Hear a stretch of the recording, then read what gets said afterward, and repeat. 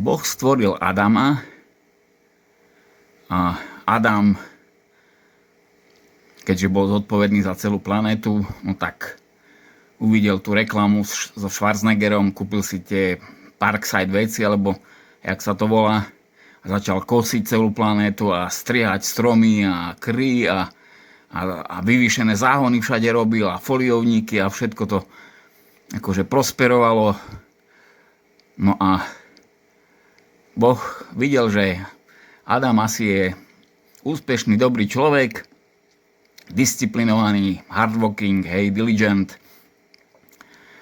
No tak, čo Boh nevymyslel? No stvoril Evu. Lenže Evu urobil presne opačnú, ako bol Adam.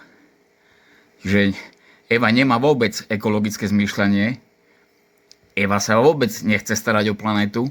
Eva chce chodiť do storu, do mallov, do shopov a nakupovať a rozhadzovať. Ako kupovať nové, o pol roka zas nedobre, bo bielej farby dáme červenej, o pol roka nedobre, dáme modrej farby. No tak, čo teraz akože na planéte Zem zvíťazilo? Aké správanie?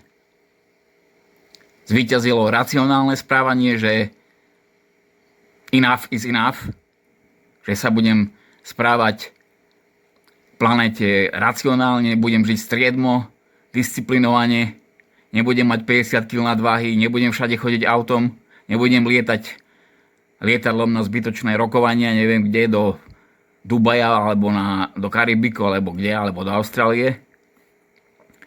Lenže ako to zmeniť, aby sa znova dostalo do spoločnosti toto racionálne správanie, aby matky neukazovali príklad deťom, že mať je dôležité.